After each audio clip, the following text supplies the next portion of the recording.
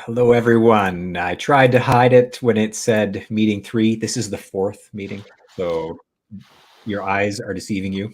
What popped up on the screen for a short moment there. Hey, guys, welcome to our 4th meeting. How's everyone doing? Good, thank you. Good. Chris, I think you should chair this one. All right. Okay, take it away. So I shall take it away. Let's do, so I guess we'll just kick it. Is there anything we want to talk about generally, or we'll just maybe go through our 15 minutes and go from there, I think. Probably sounds good, eh? Maybe, how about Javier? Do you want to go first today, good sir? We were talking a bit before we hit record, so let's pick up your topic. Yeah, I've got a few updates. We recently deployed a new version of the election website. Basically, it's just some small changes to the UI, but we also included a load balancer for the backend services. So that should help us handle higher server loads during elections, and something I wanted to do with plenty of time before the next election, and it seems to be working great. So we did that last week. We did replace the EdenOS.org website that was pointing to the site was pointing to that other website, but it had some really outdated information. It was saying the next election was like January 2022 or something. I changed that for EdenElections.com, and I think that's something that this group has a handle on, and I'd like to propose that we have like a directory of all Eden resources where people can kind of land there and then be redirected to all the community tools and member benefits that we're putting together.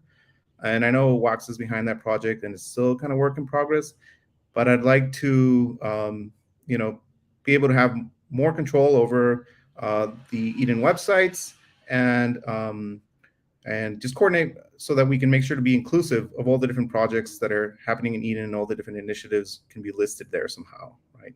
I didn't want to like favor one website over another, but definitely something that's more current and actively being worked on. Not sure if there's any comments about that. If not, I can keep going with some other stuff. One quick comment would be that it's good to have one central location, which is what I'm hoping to build, and happy to have any content you'd like on that. Yeah, there's a lot of... Go ahead.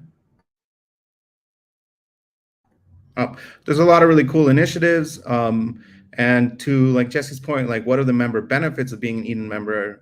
I'd like to make sure we're listing those there. For example, the smart proxy Han's working on, the stuff we're doing around NFTs, the Spend Explorer we're working on. We'd like to have a link from there. And just, other resources that are available, like the help sites, Notion sites, public wikis, stuff like that, still around that we might want to include. And then if anyone wants to submit their project or say, hey, I'm building something for Eden, can you list me on that website? That we have an open way of kind of getting people to include what they're doing. So we're centralizing everything in one place, but we're also not excluding anyone from having their resources posted, and the CDs can just approve, like, yeah, this looks like a great project, let's put that on there. So yeah, I think that's something that I just went ahead and did, and because I also feel like this group can have a good control over that, and we can update the website accordingly. So the other thing is that I created an MSIG proposal for the Eden account. So if we want to create any sub accounts like budget.eden or genesis.eden, or if any other Edens want to spin up like Korean.eden or something like that, we can create any account under the .eden namespace. And that's currently being controlled by the previous set of CDs. So I did create an MSIG to set that to the Genesis Eden active, which is this group here. And it'd be great if, Chris, if you can help us rally the previous set of CDs to hand over those permissions to this group. Since it's been set to the Genesis Eden active account, when the next group of CDs come in, they won't have to go through this process, since once we just change one permission, it should propagate through all the other accounts. But that's another thing that we needed to handle, which I did last week. And the other topic that I wanted to speak about today was the infrastructure for the elections website, on the election portal. The contract with Adenia finished in October. And so starting this month, we have to renew that contract if you guys so decide. I'm going to exclude myself from that process of deciding who's going to run the infrastructure and just kind of defer to you guys since I am a part of the Alenia team. So I know that we put out a request for proposals or other offers to run the infrastructure. I'm not sure if we've got a response from anyone, but it would be good for the group to decide if you would like to renew the contract with Alenia for the next 3 months. And yeah, well, I'll pause there and just we can discuss that a bit. I have not received any proposals. I put my email address on the pin post in the Eden members private channel. So I do believe Edenia is it has the only proposal. Yeah, I think we're not going to get much competition there anyway. So is this just a verbal contract in the end? Like there is no counterparty that can sign for anything, right, Javier? So this is just simply a kind of wink and a nod, and off you go for another couple months. It's kind of like how we ratify the bylaws. If you guys say, "Hey, we're all," if we have a super majority of this group in agreement, we can go ahead and just renew that contract for the next 3 months. And in a similar fashion, if there's another team interested that brings something interesting to the table, I'd like to make sure that we keep that open. I think Eden needs multiple teams that can double check work, double check pull requests on the smart contracts. If other teams want to contribute, the door's open. We want to make this as anti-fragile and as resilient as possible, and having multiple devs involved accomplishes that. Unfortunately, we don't have funds to fund multiple teams at once. I'd love it if that was the case, but having more people involved is good, and I'm all for it. So I want to make sure that the invitation is always open for other teams to get involved. They can reach out to us, and we'll teach them what we know about Eden and how to contribute. So how long is the opportunity for other teams to join being out and available and advertised?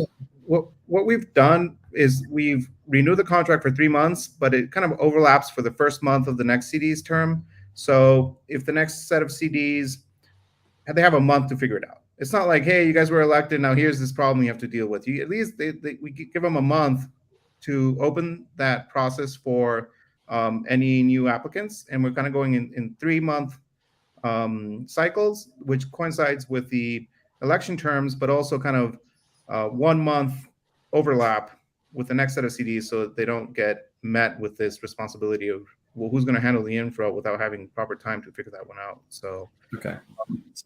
So is I this guess it would be all agree on now? Yeah, we could do a vote right now. Okay, let's do that.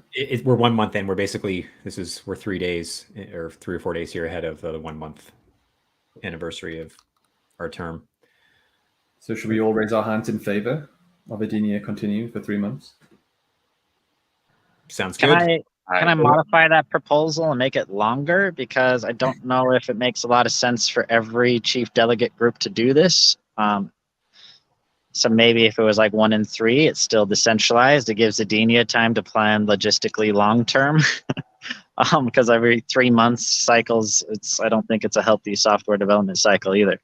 So what if we extended the term and said we're going to do this for 9 months or a year, because they've already demonstrated trust? I think the 3-month term makes sense if there's no relationship, but there's a very strong relationship here. But also I could see Edenia becoming a DAO anyway. So the competition isn't with other infrastructure provider entire organizations. It's just come join the DAO. We can have other circles, and that's where we can keep it healthy and open. Anyway, so that's a proposal to extend this, so not every chief delegate group has to kind of repeat this same thing. Thoughts? Yeah, I guess the trick here is that if we make a commitment that extends this beyond our term, we are then forcing something onto the next set of delegates. And this is where it gets tricky, because quote unquote leadership changes every single 3 months. And is it appropriate for previous chief delegates to impose a cost essentially onto the incoming delegate without them basically accepting or having any input? That's the challenge. I totally get your point, though. It's somewhat, this is a bit broken to do it like this is also. So, right. And I think infrastructure needs to be outside of that equation. Everything else we do strategy wise, fine, but we can't execute any strategy if our infrastructure falls out. So I think we need to do something more sustainable and long term for infrastructure. But all we're doing is kicking the can, because we're saying the same thing. Yeah, this is attention, but we'll let the future chief delegates, So I don't know. Anyway, I'm in support of 3 months, definitely. I was putting on the table for longer. I'll leave it at that. It could be something, Reiki, where we include in the bylaws that renewal terms for infrastructure can be longer than 3 months. Because I do totally understand the rationale behind extending the term for more than 3 months. Yeah. We should put that in the bylaws. So is that 4 of us approving with hands up? I know Ricky just said yes. Chris? Well, maybe we can do the 3 month thing and then 3 months. also put this in changing our bylaws when we're doing that throughout this term as well. So maybe that's our 2-way approach. Okay. Yeah. I think it gets easier too once we have this budget.eden treasury is sufficiently filled to cover an extended cost that would be assumed by Denia. Like once we can say, look, it's paid for, so we're going to take it upon us to just book this out for the next 9 months, but the money's there. So we're not actually adding any, because right now funding is month by month. And that, I'm sure that's the other thing that you'll bring up, Javier, is the actual, how are you getting paid? And right now there is no surplus of capital to do that. So it's coming from us as we go here. Yeah. I think 3 months is fine by us for now. We can continue to work on this and come up with a longer term solution. I think is definitely something that would be useful. Currently we have about 455 EOS left over from the last term that were not used, that were in surplus of what the invoice was. So those funds from last term can be applied to this new term. And then I can cover the first month with my CD funds, which is something I ran on as well. Like, so we have the next, say, month of that contract covered. And that we do have to figure out how we're going to fund this account long term. And it would be great if at the end of this term, we have enough funds in the budget.eden account to keep the infrastructure running for the next 9 months or year. So the next set of CDs are like, well, you can ratify the contract, but at least you have the funds there for the next, at least your term and the next couple of terms after that. So I think that would be a great result of this group if we can fund that budget.eden account. We did get the permission set up with that. We sent 1 EOS to the account, and then this group was also to be able to send the EOS out of that account. So we do have access to the budget.eden account, meaning we can start funding that for OpEx. I'm going to go ahead and use my CD funds for that, and also the remainder of the last term. And that should buy us some more time. But then we do have to think of a longer term, kind of more structural solution to be able to fund OpEx. There's a few ideas that we floated around, and we can discuss those now. Mostly the CDs that haven't really claimed funds since, say, term 1. There's plenty of EOS that are unclaimed, and if we can gain access to unclaimed funds for the budget.eden account, then those can be used by the group of CDs for funding whatever projects they'd like, including infrastructure. And there's also the idea of maybe reaching out to those CDs that haven't claimed their funds on a one-to-one basis to try and get them to donate from their unclaimed funds. And then we can talk about the modifications to bylaws so that there's more of a programmatic or automatic way of redirecting those funds that are unclaimed. And then we also have the idea of maybe setting up a service fee that can be set to 0, or a few percentage points that get deducted when delegates withdraw. And then that goes straight into the budget.eden account, and then the set of CDs can choose how they distribute those funds. So those are some potential options. I would like to use some of my remaining delegate funds for some of the open source tools we're making. We're setting up an API for Eden, so other applications can source stuff like who are the delegates, what are the different election results, all that through an API. We made an Eden UI kit, so we can make new Eden applications using a consistent UI. We are working on the Spend Explorer. So I would like to use some of my funds for these other tools we're building, but at least now to cover the first month, I'll be willing to use my funds, and we'll have to discuss a longer solution. But I'll stop there because I know I'm running out of time. So that's my update for this week. Okay, amazing. We've got 40 seconds left on the timer I had. To respond, I will reach out to, I know Aaron Cox mentioned he's got 8,600 or so EOS unclaimed from his very first term as being the head chief. And he was commenting 2 weeks ago on the EOS Fireside Chat about how he didn't plan to be the head chief. He didn't plan to have 5 times what the rest of us had. It wasn't like a choice he made. It just Sortition randomized him to be the guy. So he didn't overspend, which I think is very, very good of him. So I'll message out, send a message to him and see if maybe he's willing. He was going to send it right back to the Eden Treasury, but maybe it'd be more useful to have him send it. Oh, there we go. More useful to have him send it directly to, is that my timer? It is.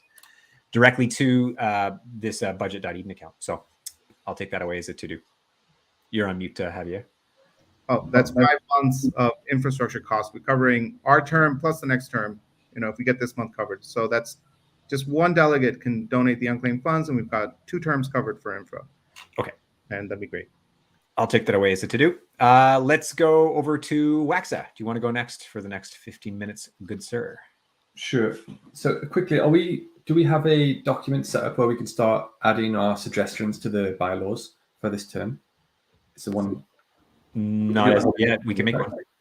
That would be good. So when we have these suggestions that we just talked about, we can just add them in as we go, so we can revise them, later at a later date before our term ends. Okay, so I'm going to share screen.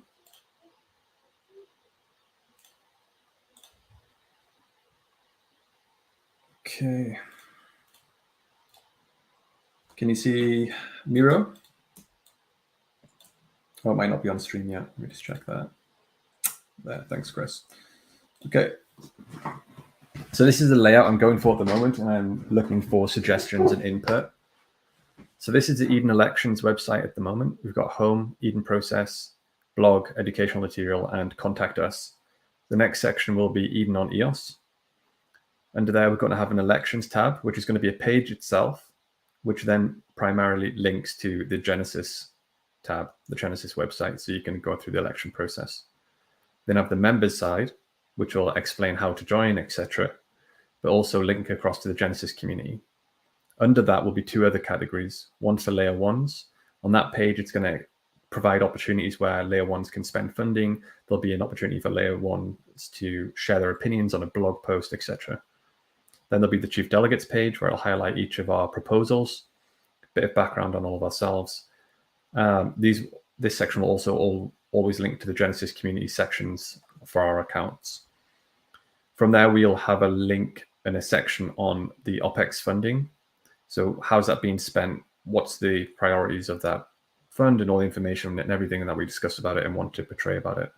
And then the treasury, how much is in it, and how long will it be? How long do we have left? For example, perhaps a timeline of events and projections of treasury. Then we have Eden Groups, which is linked to the members page as well. From there, we split it into 2 main sections of growth and development. On growth, we have 2 sections again, which would be community and marketing. And then from each of them, you can break it down further to their individual circle goals. Each one of those will act as a hub for the circle to network, provide updates, send links to their latest meetings, and put in proposals for more OPEX funding, which will go to the chief delegates, and the same for marketing. The development tab will have new implementations and election maintenance and any updates that you do have here. So there's a few things that you mentioned. We need to put somewhere within the community section about Hands Initiative. We need to put a Spend Explorer, which will probably be linked to the Treasury and the OPEX funds. I'm guessing, is that right? Or do you want that attached to the chief delegates and layer 1s? Whatever you find is the best place. I really. Okay. We need to put the wiki on there somewhere as well, which I haven't got on here at the moment, which you mentioned. And a place within the development circle where people can come in and recommend not only recommend new implementations, but also their own project submissions as well. So their own developments that they want to put on. So that'll be part of the development community circle.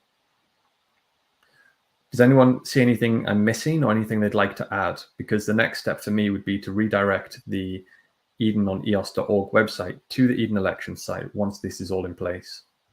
And then that website will no longer exist.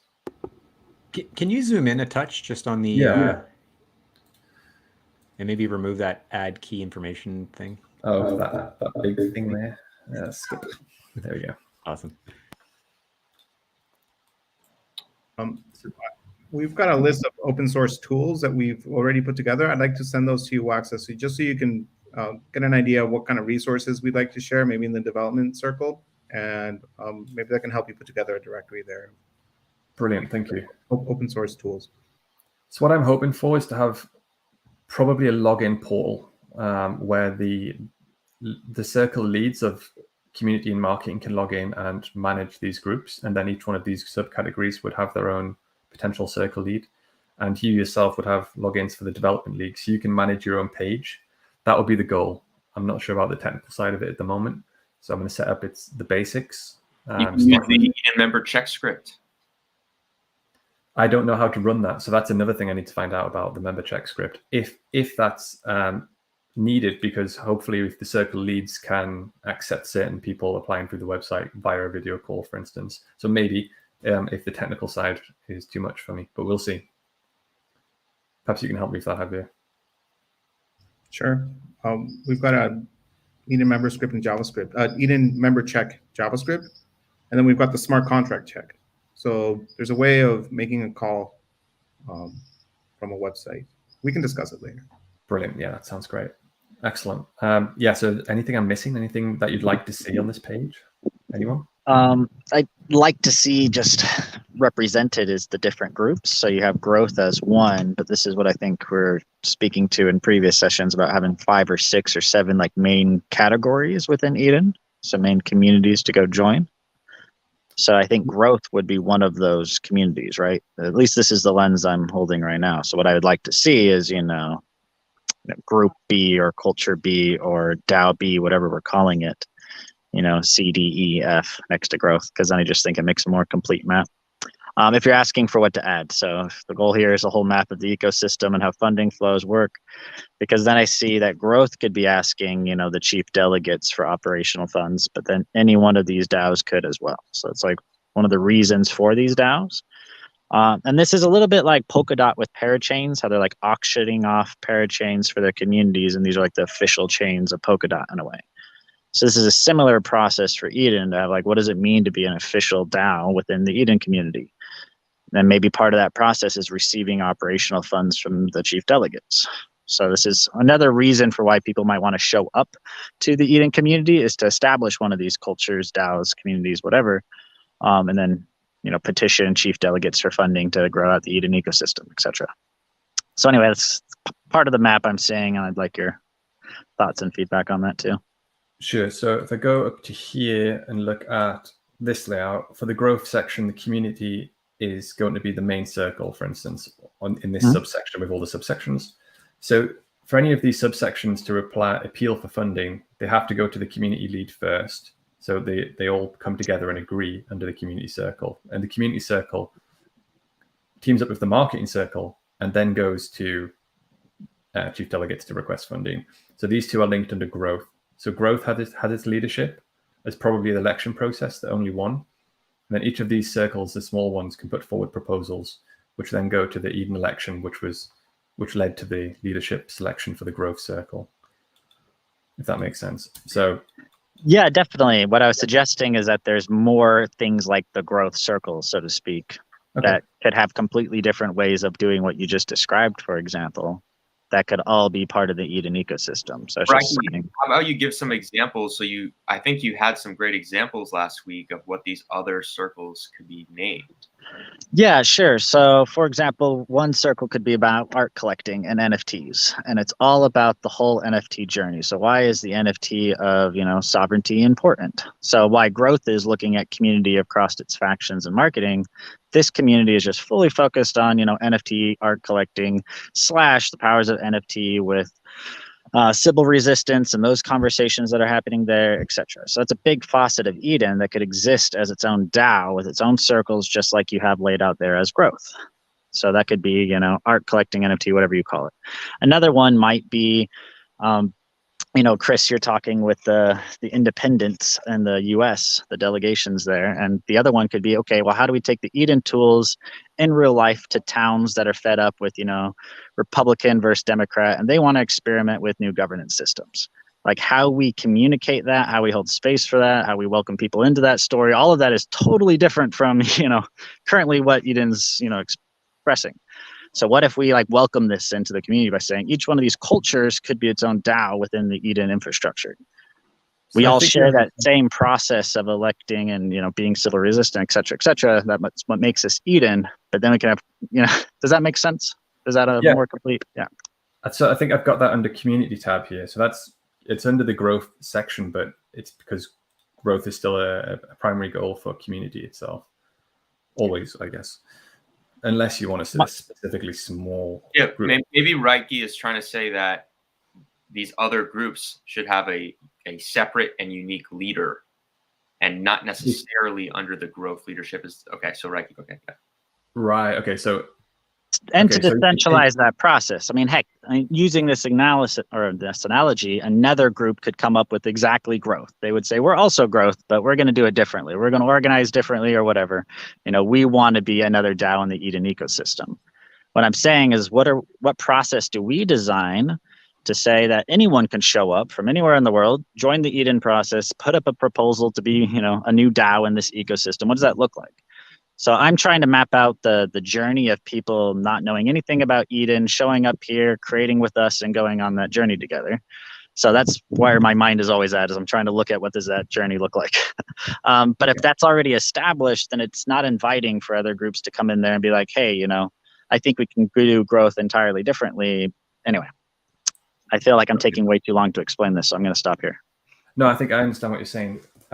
So what I can do is, these are just pages on a website represented here, so I can easily add anything else that we need to. So if there needs to be another section potentially of how to integrate your concepts or start your own DAO, that could be a new section. So I'll add that as a note, and then we can go through your model and perhaps add some sections onto this. But this is how I want to start it. If it's still in alignment with what you like as well, and what everyone else would like. The other thing I think we need to be cognizant of are just the other language Edens. So when we start looking at, when we consider, for example, Haifa is building on EOS and they're going to have these 5 anchor DAOs, do we want to consider that maybe some of those should actually be different languages, not just derivatives of what we've got within the Genesis Eden? Yeah, well, this would be Eden on EOS English. And then we could make another one for other languages that they on the same website. The languages is kind of tough because the election makes it very difficult across languages, right?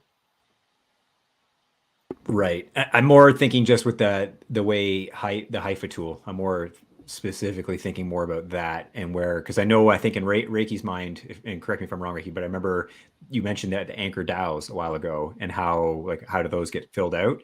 And I just think maybe as we're looking at that, we should consider should any of those be a different language group? So that way, when Haifa is on EOS, it's not just gobbled all up by the English community, and then the other ones don't get to take advantage of the tool. Well, see, that could be another example of a different DAO, quote unquote, collaborating alongside growth. Maybe growth as we currently see it right now is English growth, and a completely different language group can come up and say, hey, we want to fill this role and function too. But I'm trying, I don't know if it's language groups, if it's cultural, focuses like NFTs, or how do we apply this to land, or what. What I think is we are designing kind of the meta system of, how it could be structured, and then let the community kind of figure out, how they actually fill that out.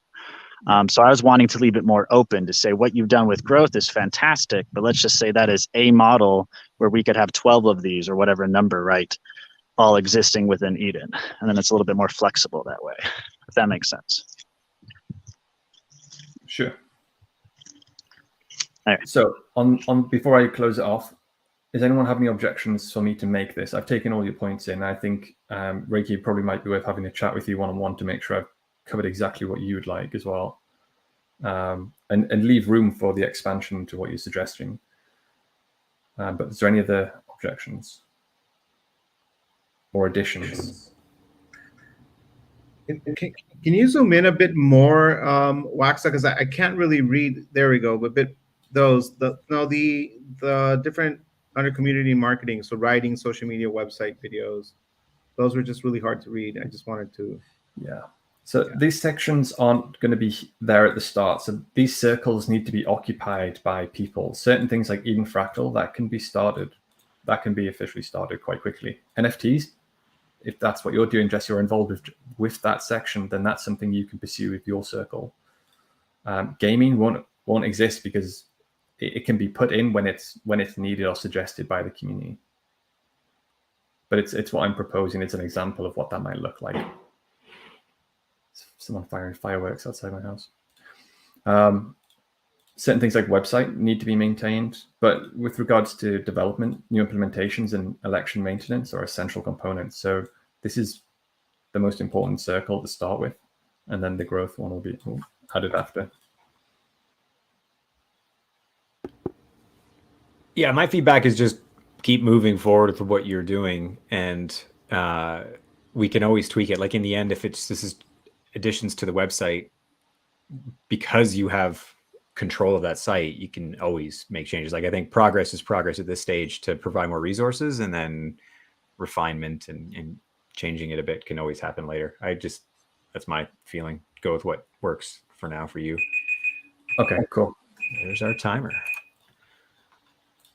All right. So we are getting questions from the audience, and they're good. So in terms of how we do this 15 minutes long, like the questions don't quite fit. Do we want to cover those at the end, maybe, and just keep going through our 15 minutes each, and then take the questions afterwards? Because, like, for example, like Phoenix, great question, but I don't think it really fits in with the flow that we've got here. How can the growth sustain funding with more of these groups, communities, cradle to grave? What is the business model process? So Phoenix is been very keen on discussing, like, what's the value prop? Why do we deserve inflation? What's the purpose of Eden? He's very smart, and I think critical of any use of public funding, as he should be. So and I think he's got great questions like that. But anyway, what do you guys think? Should we just keep plugging through our 15s and then come back to these and discuss, and the people need to drop whatever they can, but at least we all take our time? You know, I'm willing to donate some of my 15 minutes right now to answering this question. I'm holding space for it. All right. Well, let's have I'm on my phone. I could go quicker. Let's do your time now, Reiki, and then we'll just whatever. So all right, so I could dive right into that question then. So I'll take some of my time to try to answer it, and then you got anyone else who wants to answer it, go for it. And what is the value of Eden? At least how I see it is to run, at least there's lots of different forms of value here. One of them being to run governance experiments for EOS. So, I think one of the initial mandates we could try to set out to do is how do we more effectively pick block producers? So let's continue on that journey. Right now we have an epic community of people who are really interested deeply in this technology, how it works, have thought thoroughly through these questions. Like, that's our real value proposition, is we're a knowledge community that could solve problems for decentralized, permissionless, open ecosystems and how they design and govern themselves. So that's what we're trying to do right now. So we're kind of flying the plane whilst we design the plane and tell other people what works and what doesn't real time, So as long as I think we're effective at communicating what we're learning and how this applies to the governance of EOS in general, one, of how it could pick block producers, but two, how it could redirect inflation effectively for achieving higher goals that the community sets out to achieve. So that's ultimately what I almost just walked on a snake, if you believe it. Hold on. You guys have to see this. He was just like staring right at me. Look at that guy. Oh yeah, very still. Anyway, wow. So that's where I will pause. So that's one of the things. The second thing is just growth. If we give people a reason to show up here, why these tools are relevant to their life and achieving their purposes in life, I think that's really helpful. So that's why I was talking about the different cultures, because people who are wanting to use this open, permissionless governance technology, there's a million different ways that you can employ this in the real world to affect people's lives and make meaningful change happen. So that's the other thing that I think is important, because then if we unlock that and we are doing meaningful change, then EOS gets real adoption that matters rather than, superficial cycle-driven adoption. So I think that's something else that Eden's unlocking. So 2 things there. I'll pause in case anyone else wants to speak. I think the block producer thing is especially interesting because when we look at the EOS ecosystem in kind of the more macro scale, and what do EOS token holders want? They want the price to go up. Bottom line, we want more people to join the EOS ecosystem and participate by acquiring tokens. And so if we can, as Eden, provide greater value and a unique approach to selecting the backbone of this ecosystem, the block producers, through this human consensus mechanism, this layer that we have that is Eden, that is very unique, that might be a very interesting reason why more people decide to join EOS and participate. So that could be, that's not a business model, which is one of Phoenix's questions. But this is traditional business models don't necessarily apply to this type of thing anyway. So maybe that's part of what we do here. We create more interest for people to want to join and participate, buy the token, price go up. That becomes self-sustaining in terms of why we would deserve funding. I'll just say, hold on for my part, Phoenix. I'm going to attempt to answer your question.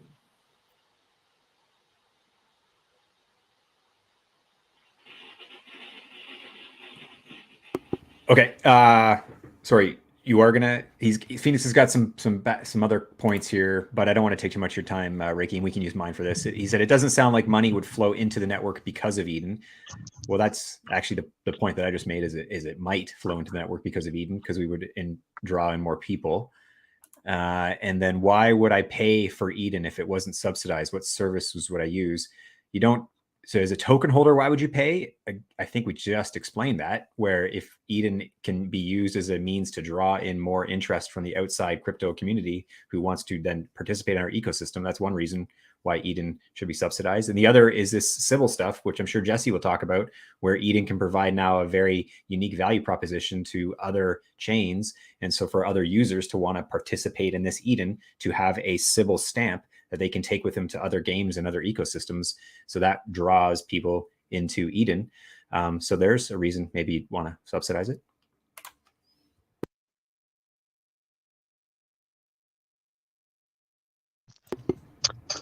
And oh, there you go. Thank you.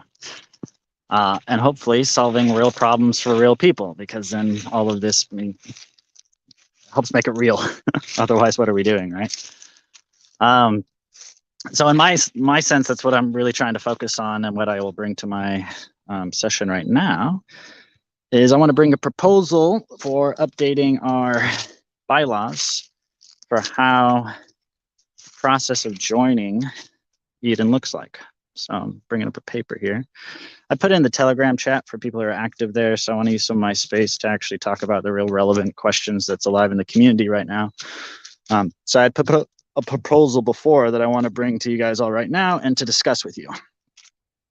And that's to address the onboarding journey and what it looks like. So if someone shows up, they're like, yep, I love Eden. It sounds really interesting. I want to get to know this community. They show up to one of these election sessions, or first they actually get onboarded and get invited. Everyone knows that process, but I'm not suggesting to change that. When they first show up to an election, only 2 new people are part of each circle. So that is a change that I'm proposing, is that every circle, so every room that's getting together to go through that consensus process,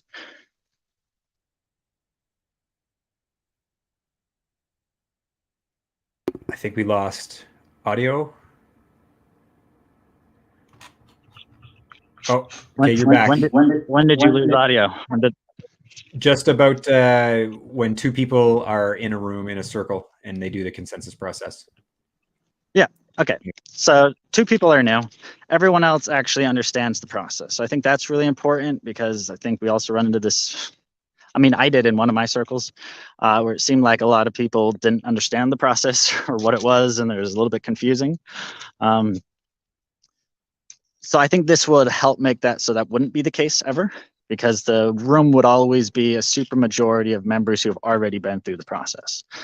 And then it starts off with these new members having a chance to introduce themselves. So this is another value add to these networking communities, is this is a time for them to, maybe we give them 3 minutes each, so it's really valuable and action packed, for them to share what they've been up to and a little bit about them and introduce themselves to the community. That way people can also go back and rewatch the elections. They have a reason to, because the start of them are always someone else in the community introducing what they're up to. So this is a way for the community to get to know who's all part of this, right? So it's another reason for participating in these elections, is that opportunity to share who you are and what you're going, what you're up to. And then after that, there's an introduction to the consensus process itself. So one of the previous members has a moment to introduce the new members, like, hey, we're achieving consensus here. This is what it looks like. This is why we're doing this. So I think it'd be nice to have a few values of the community. They don't have to be very restrictive, but it's very general, like our bylaws are, about what the ultimate goal is. And to speak to that at the beginning of every election, have again like a 3-minute introduction to that. And then you run through the election process. And then when the new members submit their videos, this is also a way of getting the videos submitted and having another incentive to do it, they receive their NFT. That's the most Sybil resistant NFT, because that's one where they had to be there. They're a new member. They introduced themselves. They get this NFT. All right, so those are some of the changes I'm proposing. I want to open it up to you guys to share your thoughts about this process. Any feedback? That all sounds great to me. I approve everything from my side. I think it's similar. We discussed it a bit more last week, and it just seems like you've put it all together nicely, and it sounds good to me.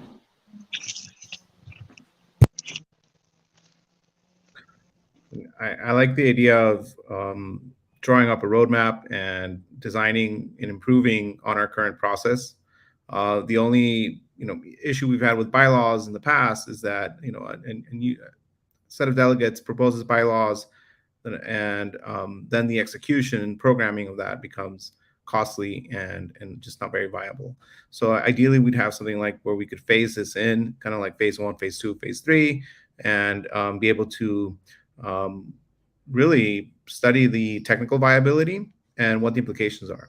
Because just changing the election cycle to 3 months and the distribution to 15%, getting rid of the head chief pay, those were pretty complex changes, and we didn't want to break anything, right? And we need to be careful with introducing changes to the code base. It can all be done, but it requires time, testing, funds. And just my only concern is that we draw something out and we can dream big. That's not a problem there.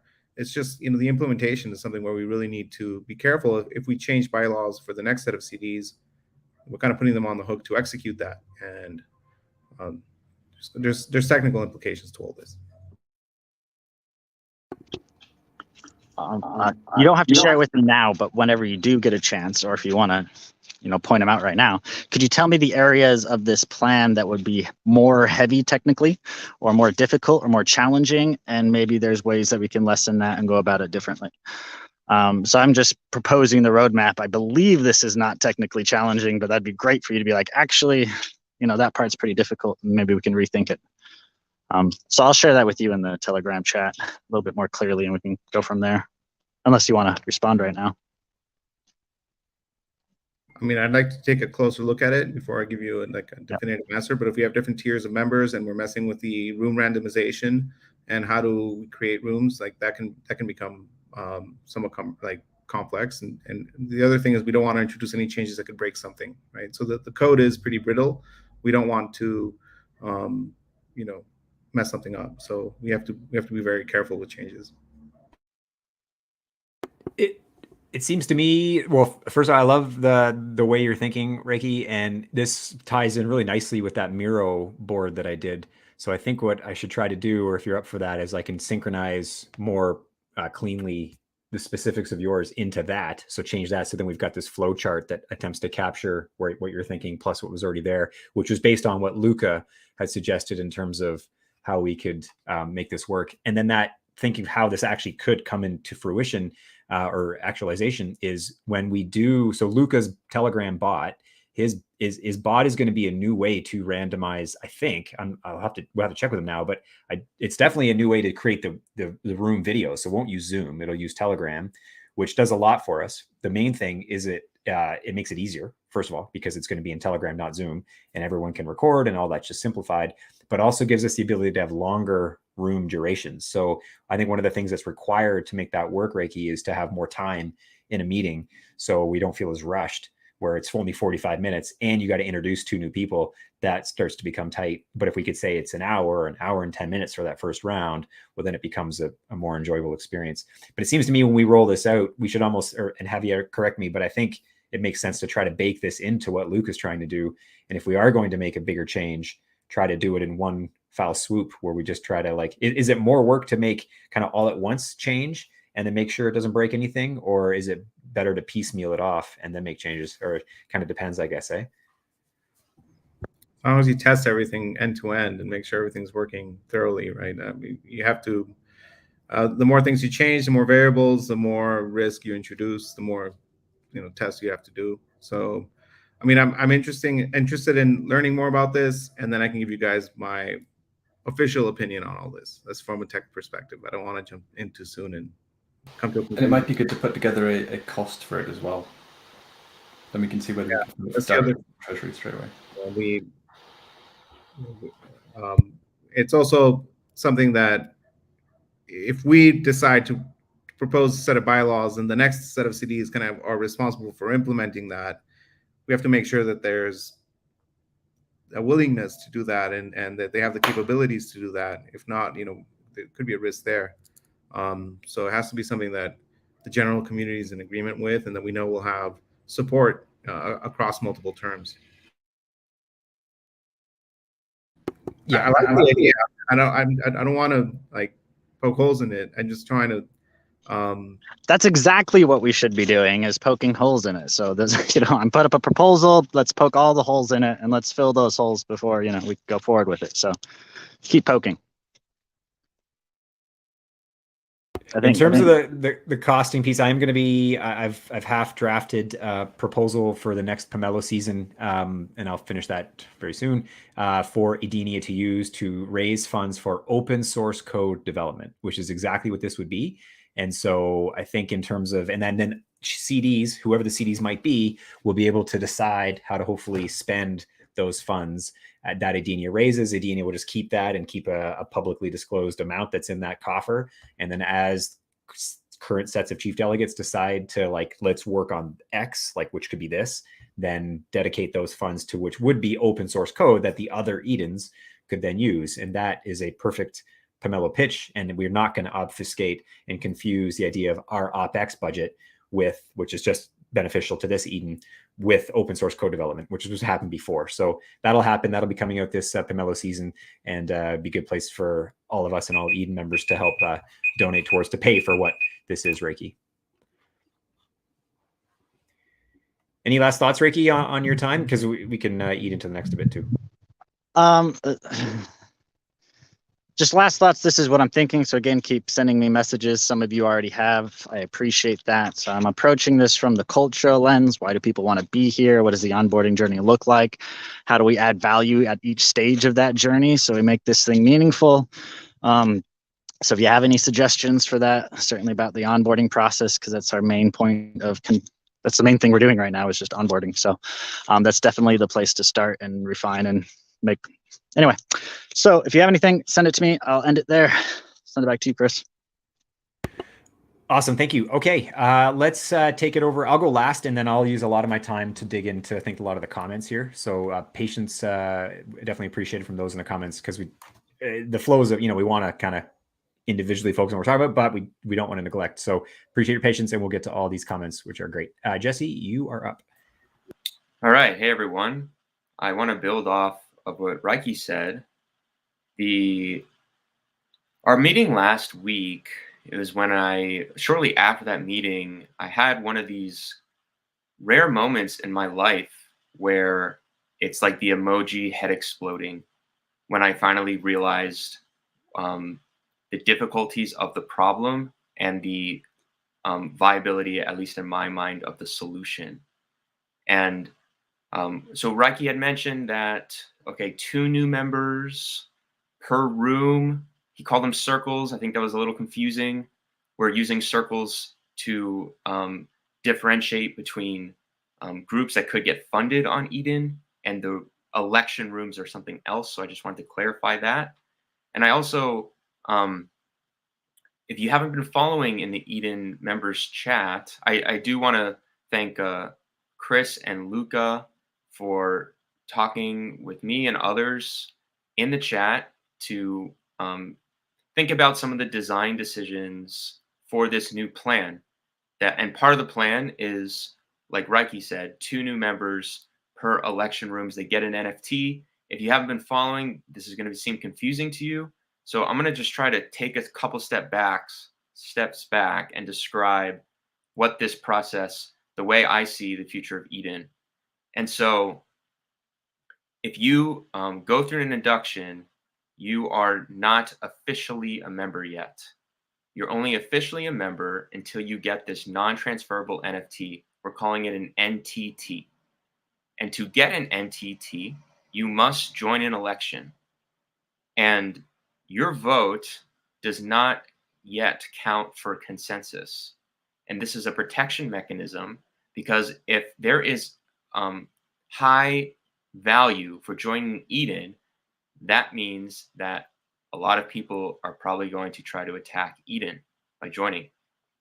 And so you're a new member, your vote does not count for consensus, but if you do vote on chain, you get this non-transferable NFT.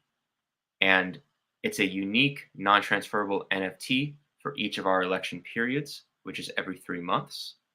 And so this NFT, this NTT is a badge or a signifier for your Sybil, for your authentication status. And so that's, and you could, so sorry, Sybil, your one's authentication status is not binary. It's soft or hard. It's a spectrum. And so if you went to all 4 elections in a year and you have 4 unique entities on one account, you are harder Sybil authenticated than someone who's only went on 1 election, for example. And so I hope that made sense. And so we're describing the solution. I just described a solution to a problem, which we haven't really talked about yet. And I spent this week basically doing market research. Is this solution worth solving? Is this solution worth the funds and all the effort to pay for it? To have Javier go through the technical viability, is this worth it? How big of a problem is it? And I can report, at least, so I'm going to be continuing to do this, but the problem is that there are bots out there in crypto games and in the art NFT space that are extracting resources from the community. And so when an NFT artist does a drop, particularly a free drop, this is not, it's like non-viable. So this is on Wax, by the way. So I've been in the Wax community talking to people. It's not viable to do a free drop because the bots just take it. The whitelisting solutions, they do not work. And they do not work for various reasons. They're too labor intensive, basically, is the reason they don't work. The Alien Worlds community has just launched their DAO infrastructure, and they're trying to figure this all out. And they're also very interested. I'm describing this solution to them, and their interest is very much piqued because it is very frustrating for some players of Alien Worlds, for example, that it's basically a mining game, and the people who can program hundreds and thousands of bots have a significant competitive advantage, and it would be cool. So they have a lot of resources, and it would be cool if there was a different play path if you can verify yourself on some verification system. Well, turns out that Alien Worlds is built on Wax. EOS is EOS. They're both analog chains. And there are solutions out there. There are solutions coming with the IBC. And then there's the FIO team, who are like OG IBC guys. They have figured out, I think, probably a different way to do IBC.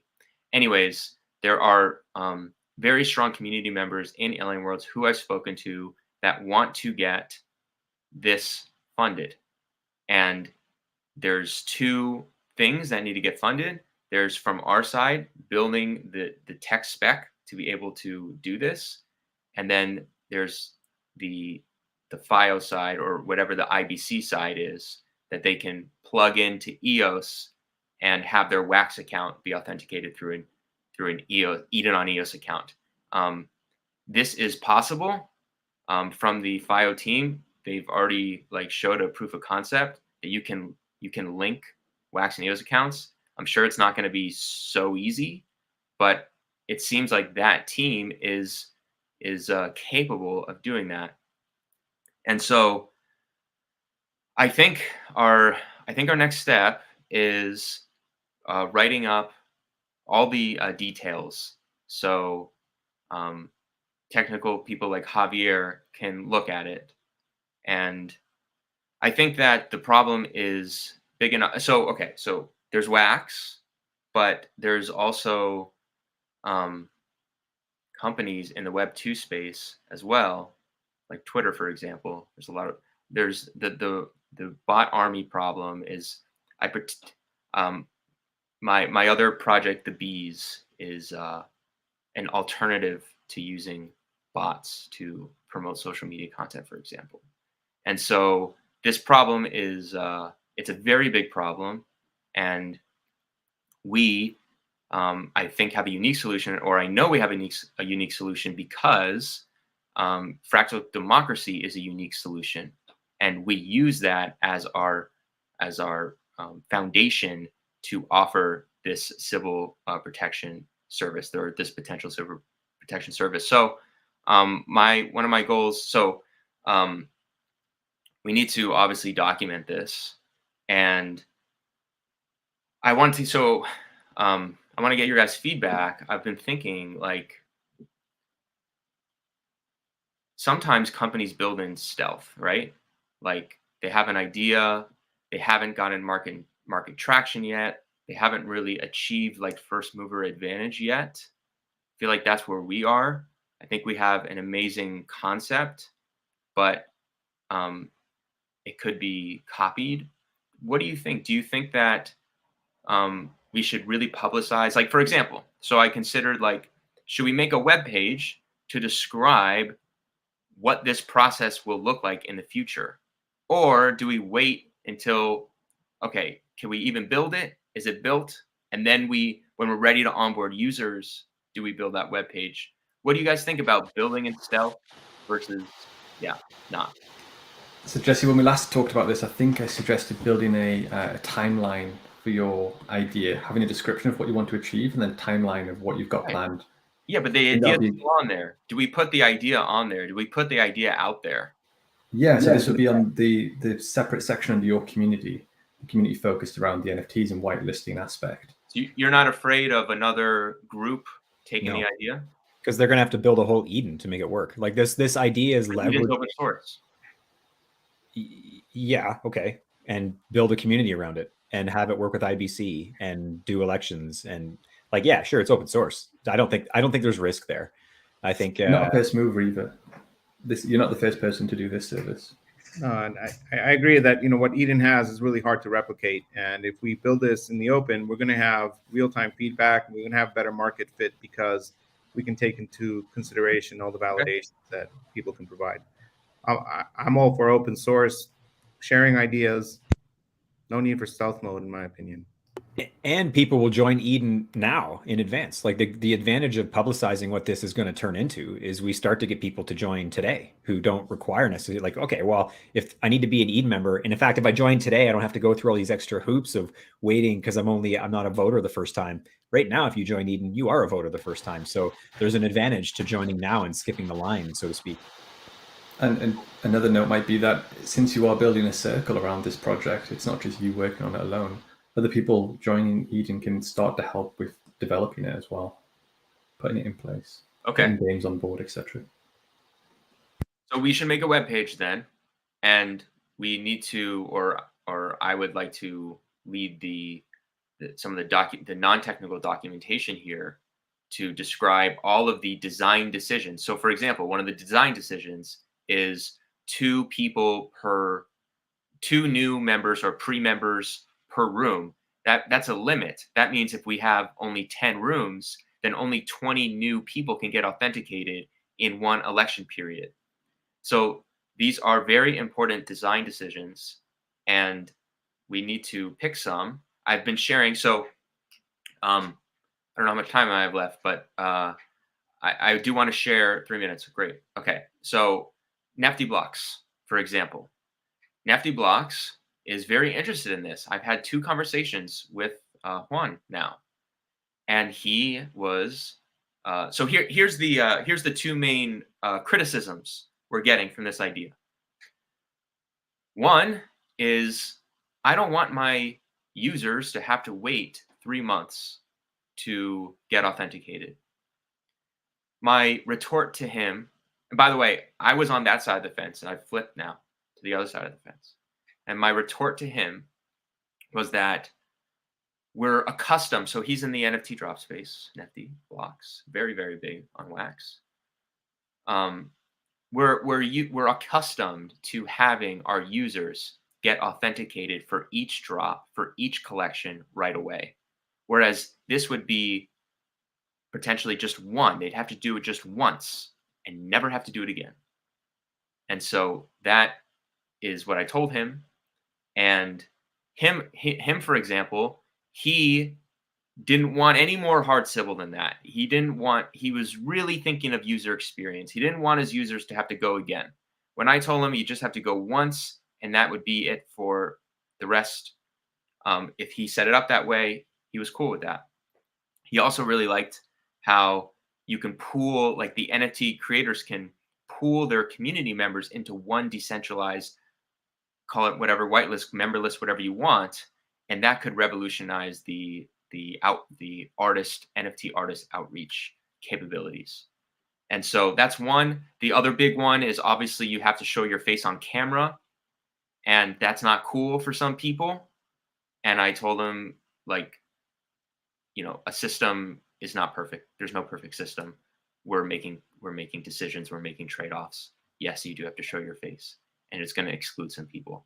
And I get that. And so what I told him was, in the future, we have this thing called ports, where we can have maybe different authentication methods. I'm sure there's going to be others invented with biometric stuff, but we always have to start small. And a good business model is you start narrow and you start small. You build a proof of concept, and then you can expand it. And so those are the main criticisms. I'm going to keep getting feedback on this and write a spec. And I'm probably a little over time. So thanks, guys. You still got a minute left. Oh, I got a minute left. Okay. So yeah.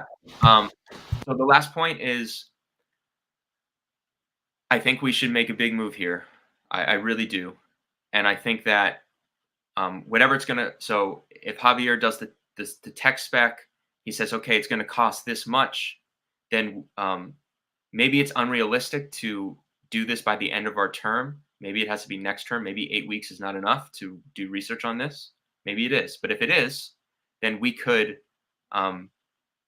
potentially add that in the bylaws, that you're going to transfer X thousand, whatever, tens of thousands of EOS from the treasury 2, and here's all the content we already. So anyway, so that's it's an option. Okay, perfect. You are at time. I'm gonna start my time picking right up where you've left off here. So here's, unless Waxy, you want to say something. You're unmuted. I could hear the fuzz. No? Okay. So here's what I think we should do. I think we should, if we can, in the next 2 months, scope this out. Let's talk to Luca. Let's find out what the integration cost of using his Telegram tool is, because we need to have more time. Let's wrap in Reiki's ideas along with your ideas, along with the mirror board that I made. Like, let's try to boil all that into one holistic thing, put it on a separate page in the EdenElections.com website so it's presentable, it's there, with a roadmap and a scope of work and a cost and milestones. And then see, here's what because who's our funder? The ENF. We've been talking, and we'll go through some questions here from folks about why do we deserve community funding, right? So this is I think, a very reasonable, and I'm with you, Jesse. I think this is something that Eden collectively, this Eden on EOS Genesis community, should all rally behind and push in this direction. This is like the definition of, well, the idea of that 1 + 1 = 3, which mathematically is wrong, but physically is correct in terms of we can get more of our collective output if we all go in the same direction. I think it's a great direction. So let's put together a proposal, put it in the bylaws that this is the proposal. We need to draw now from the Treasury. We're going to take an outsized pull from the Treasury and put it towards this to making it happen, and basically put it into the bylaws to do that. Talk to Eve and the ENF and say, look, we could submit a grant proposal for this, I suppose, as well, right? But we don't have an organization that is legal, that we can't sign for anything. We can't do KYC. This is the trickiness of it all. So we could maybe get like a verbal. Let's like, hey, if we do this, it's going to cost us 30,000 EOS to do it. Will you replenish us, replenish the Treasury if we meet these milestones, and basically go through what would be a traditional grant submission like you would properly do, and have milestones and have gated funding allotments, but instead just say replenish the Treasury if we get this done, and figure out whatever those deliverables are, whatever that milestone looks like, whatever that roadmap is, do it, execute it. So then the next set of chief delegates be like, yeah, okay, we're going to pull from the Treasury. It's a one-time thing. We're going through the rules. We proposed it. Maybe the next set of chief delegates say, no, forget it. We're not doing it. But if they do, then they pull it. We complete the work, get it done, and then ask, and then have that sort of verbal, which this is all basically handshakes and reputation here. So verbal is probably good enough to then replenish the Treasury when we're done. What do you think of that plan or suggestion? Yeah, I think that's you're being politically focused here. I think it's good.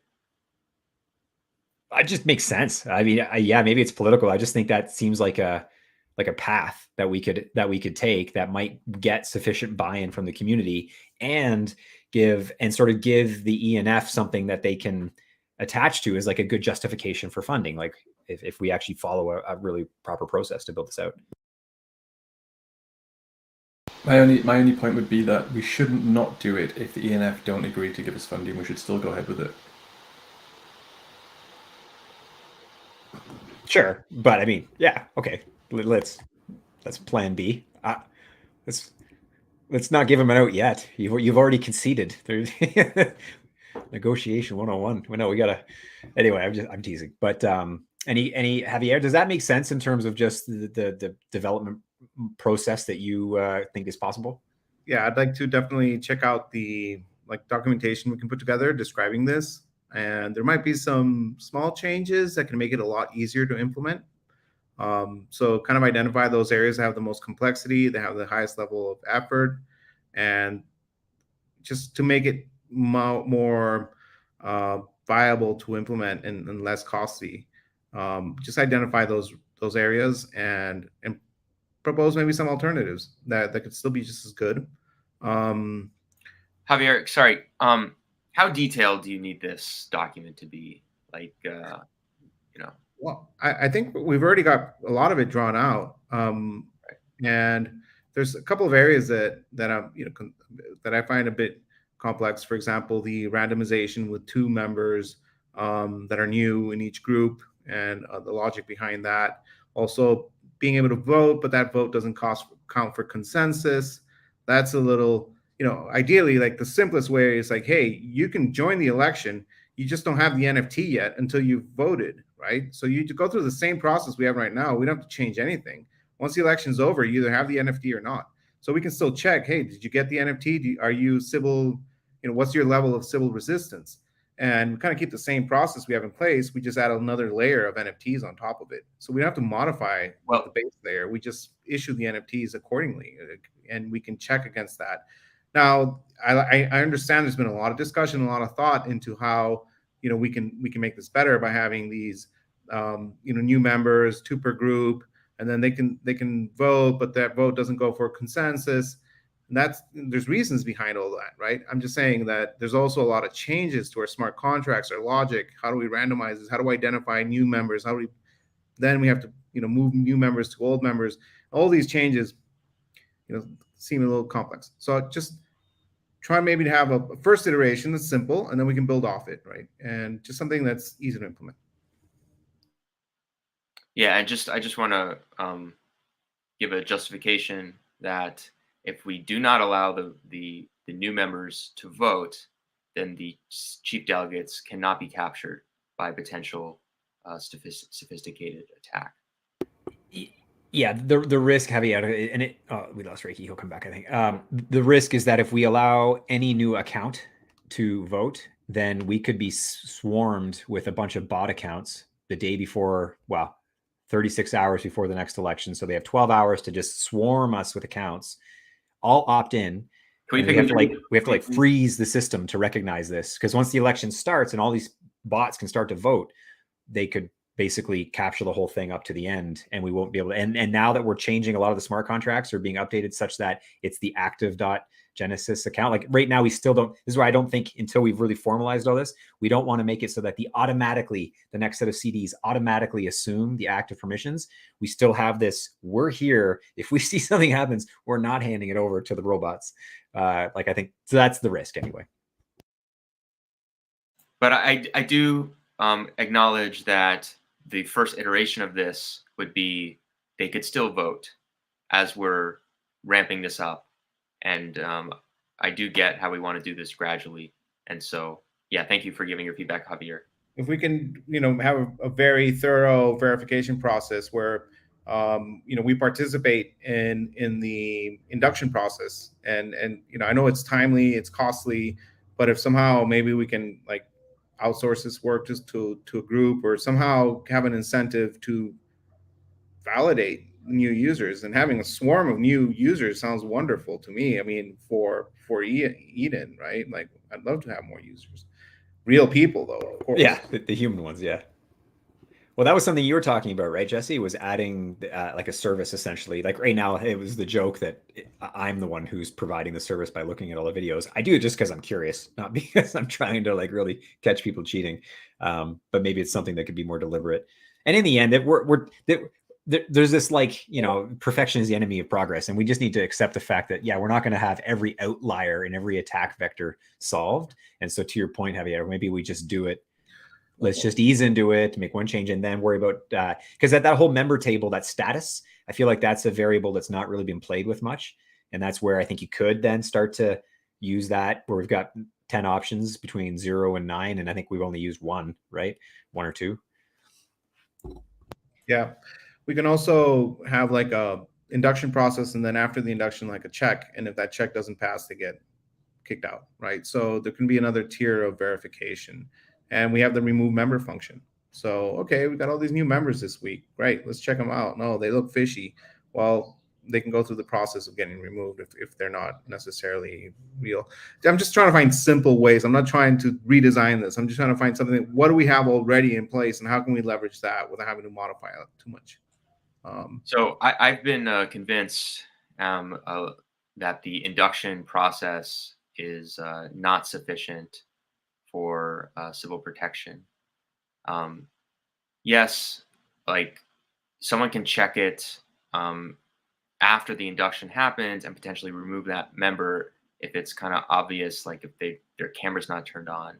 But because you can just have any 3 witnesses in Eden and you're inducted, and there's so much technology that can be used. I don't think that we should put any resources into trying to authenticate the inductions. So, Chris, what I was mentioning before is that some microtask work could be used to have a second pair of eyes on the video, the induction videos. And if someone is trying to be two people and they're in two different rooms, and one of the webcams is uses artificial reality, and they're able to pull off, like, maybe, because you could probably pull off in a room where you speak 5 minutes at a time, and then you don't speak, and then you're speaking in this other room. And so these are things. Yeah, 100%. But the point is that I don't think inductions are viable. What inductions are good for is if a person gets caught in the election, you look at who vouched for them in the induction, and then there's some linkage there. I think that's the most value from inductions for civil protection. Yeah. Okay. Let's question. So here's the most recent question. I'm going to skip ahead to Perry. Perry, thank you for being here. Perry asked, Jesse, do you have plans for all EOS Bs to be Eden on EOS members before they can participate in swarms? No, we started off like that, but the cost of Eden membership is not appropriate for certain jurisdictions around the world, and it just doesn't make sense for some of the Bs. I would love that, but the economics don't work. And if I could maybe spend maybe another minute or two describing some of the business model I see here. So we have this opportunity / barrier of this 3 EOS fee to become a member. And if you look at other businesses, when they ramp up, like, there's a go-to-market strategy that we haven't really talked about, but I've been thinking about it this last week, is that basically we should be subsidizing certain members. So certain, like NFT collectors, for example, we should subsidize them. Like PayPal, for example, paid people to become part of PayPal. This is very common in other go-to-market strategies. And I think that we can use the Eden Fractal or something like it, that if you join there, then you can get subsidized for an induction. So just something to think about as well, our go-to-market strategy for this. Makes sense. Okay, let's move to some other questions with the rest of my time here. So Phoenix, a government receives taxes from their citizens for producing value. And so again, talking about why Eden should receive, seems like wealth transfer from EOS holders to Eden without representation value derived from the people. Eden is a very small minority of EOS. Most large holders have no input voice in Eden. So I would, yeah, I agree with you. But then I would, so it's like, okay, fair enough, fair point. But this problem isn't unique to Eden. If you look at the ENF, which is the other main use of EOS tokens from inflation, how many EOS tokens are actually being voted to select the ENF? So is that a problem? Is there do we have an inappropriate wealth transfer from EOS to the ENF because most large holders of EOS aren't voting for them? Kind of, yeah, right? So it's about 15 to 20% of tokens are being voted right now in DPoS. So you've got 80% thereabouts. They don't have a voice. So does that mean they're just like they're okay with it because they're not voting, or they don't care, or whatever, right? So anyway, I don't think there's a perfect answer to this, but I think it seems clear. Go ahead, Javier. I was just going to say that a lot of these tokens are locked up in exchanges, right? And the exchanges don't know exactly who to vote for, because how do they choose the block producers on behalf of their token holders, right? And if Eden can provide a legitimate democratic way and a signal as to which block producers the community, the legitimate elected voice of EOS can provide a signal as to which block producers are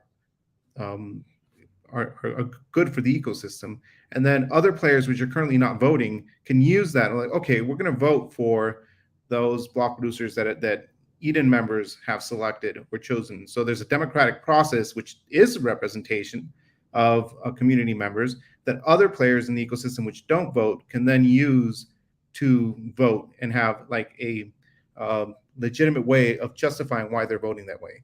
because we have a democratic process with all these civil resistant players that have expressed their voice towards these particular group of block producers.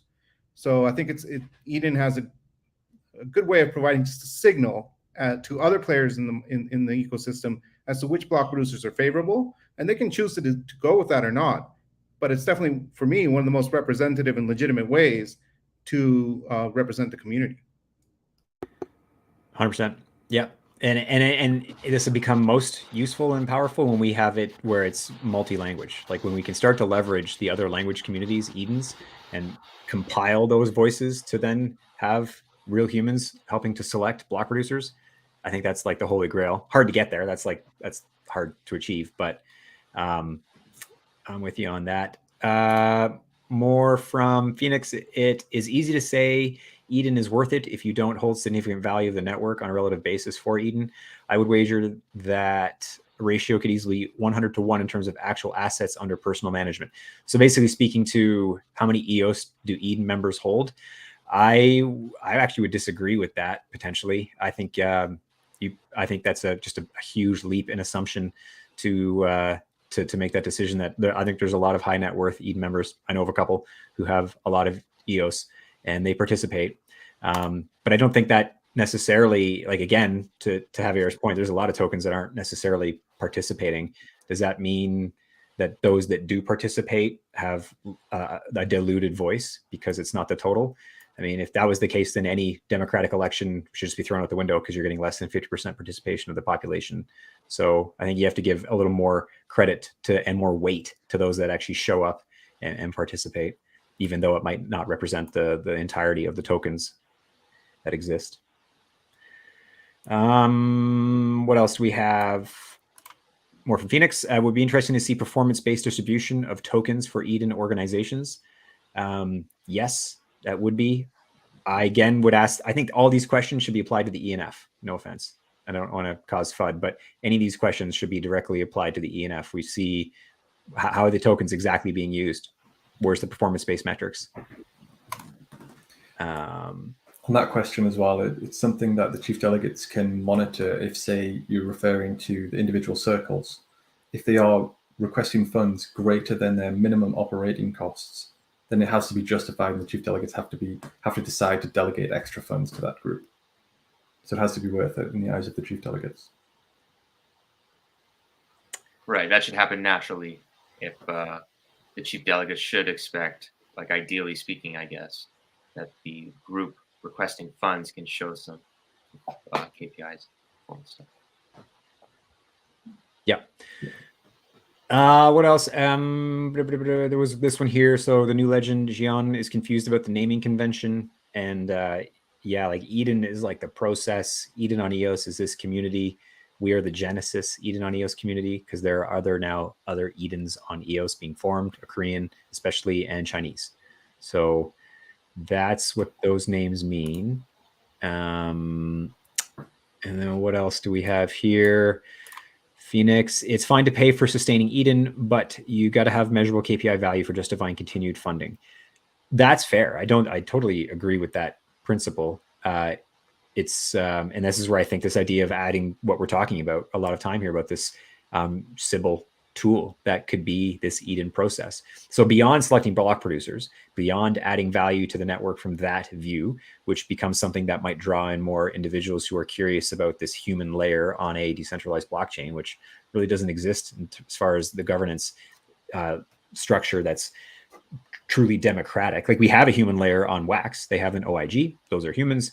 They select BPs based on certain criteria. So yeah, it's just who gets to be the arbiter of truth there, who picks the OIG. In this case, if you use Eden, well, there's a truly so far uncorruptible democratic process selecting individuals based on trust, transparency, and reputation that then get to provide that the human aspect, that human layer. And that's, I think, the unique piece that we should be clinging on to. And it goes beyond curiosity. If there's some benefits that someone really wants and they have to join Eden to get it, they're going to gladly pay our 3 EOS member fee when we achieve some scale here.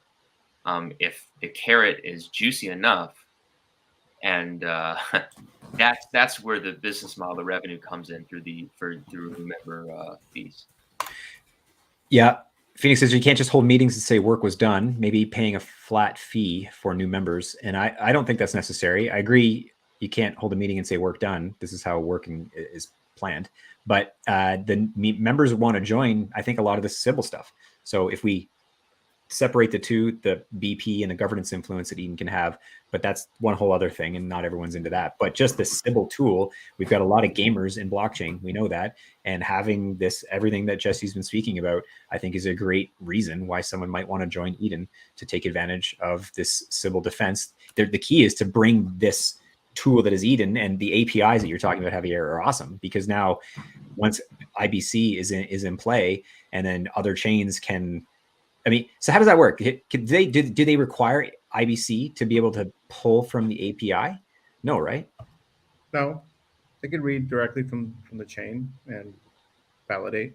Now, this is done via an API that's not like over HTTP, right? So they could build an application, check via the API, but it's not really like a smart contract talking to another smart contract, right? You're going through another layer there. Yeah, I guess it's the challenge. The reason the IBC comes in is to have an account on Wax with a set of permission keys. So there's an account tied to a game. Then they have to be able to do a call to another blockchain and some sort of proof there to validate that that account is tied to this Eden member and send that proof back as a validation. So that's where the IBC, I think, is required to make this really work, right? From what I understand, FIO can do that. Right. Yeah. The risk, what I don't understand with FIO, and this is, I think I've already asked you, but how do you remove members? So like we've had members who joined Eden once and have left. So they still have a FIO account as far as I can tell. And so that will somewhat break this. So we'll need an extra step of sort of reconciling from time to time the FIO account list versus the actual active Eden member list with like the NFTs, for example. Yeah. So I brought this up with him, and he acknowledged that it was a very difficult problem. And he's like, hold on, you're getting too far ahead of yourself. Let's start simpler. But this is a great thing to bring up. And whether it's FIO or a different IBC solution, the problem will still stand. Which is why I think we need to leverage the EOS, the NFTs. On the NFTs, maybe. Sorry. Yeah. The NTTs that live on the EOS blockchain, that's the source of truth. And that's where I think I appreciate what the FIO integration might do, but I think that's not the best answer. I think the answer is to leverage the EOS blockchain and NFTs, the NTTs that live on the EOS blockchain through these IBC proofs, not FIO.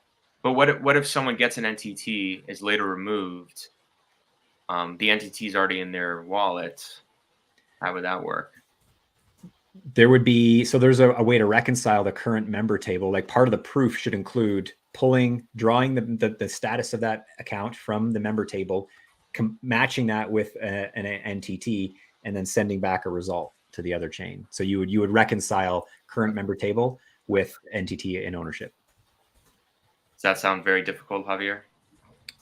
You could first check are they a member? Okay, then I'll go check the NFTs and see if they've got a non-transferable token, or you can issue a new NTT and say you're out. So those on you got, your NTT is when you participate, and then you got one that says I left. Yeah. All of a sudden, there you go. You got another one that's just metadata says you're no longer a member. I mean, I'm just thinking out loud. I don't know. I haven't really studied it. Chris, what is the we haven't really talked much about the dispute resolution system that we just enacted. Is there more thought? Is there more like design kind of thought that needs to go in that? Or Good point. We never got to it. I have to run, but so let's make this a priority. We can talk about this in chat, and then the next meeting, I'll make sure to use my time. So this is ready. We enacted the bylaws. It's there. What we need to do is come up with a lead to someone who has to sort of run this process. We need to appoint a lead. So maybe what I'll do is I will put an RFP request. Well, it's not really RFP, but just request to the community who wants to volunteer to run this. I'm going to put myself up just because I'm very familiar, so to be, but I won't do it forever. I mean, I'll just try to kick it off and run the process. And then once we kind of confirm that, then I can set up maybe a Google Doc to like receive submissions for now, or some way just to sort of formalize the process. So it's one of the circles I've got outlined on the diagram there. So I'm hoping to have a web page set up for you. Okay, perfect. But I remember Javier said last meeting that the remove member function technically is not ready yet. Yeah, we've got actually some progress on this, and we've got a instance of Eden running on Jungle 4 testnet that has a remove member function that we'd like to test. So what I'd suggest is that we appoint someone to run this process and then just run it in a testnet environment and see how it works. And then once we've rehearsed that and it looks good, then we'll be ready to deploy that. But right now we need to kind of have the sandbox environment for this. Okay. I'll get that message out to the community. Let's give them a week. Anybody who wants to do it. I certainly will put myself up there, so it might be tough to, whatever. I'm very familiar, wrote it, so I get it. So maybe it's just easier for now we'll see if anyone else wants to, but we can vote as CDs and I'll recuse myself from that vote. And then test it. We've got until, I think there's one guy, I think we all agree that's a great person to test it on, 2 elections in a row, didn't turn the camera on, did vote. That's breaking the rules. Someone can issue that complaint. We'll do the bond process. We'll do the whole thing. I think we can really run through it. So that's that. Phoenix, you do not need to apologize for your questions, man. I love the probing that you do. I think you are an incredibly valuable member in this community. And if any of my answers seem like I'm hostile, it's just my shitty communication style. And it's not because I don't appreciate your questions. I think it's great. And so please keep asking questions and participating. This is what we need. We need smart guys like you who push us and make us ask the hard questions about why are we here? What are we trying to do? And if we can answer those sufficiently to someone who's asking like you are, then that means we've answered them sufficiently for the bulk of the other people who are looking at us. So thank you. So with that, I think we can shut her down, fellas. 1 second. I'll finish this typing message. Yeah, that'll do. Sorry for the brief message there, the new legend, but there's something back. Right, yeah, Chris, let me know about the dispute resolution process side of things, and yours, Jesse, and yours, Javier, so then I can put all your ideas together on the website and make sure I've got everything implemented and improving, actually just having everything you need. Okay, I can end it now. Thank you all. Good meeting you guys.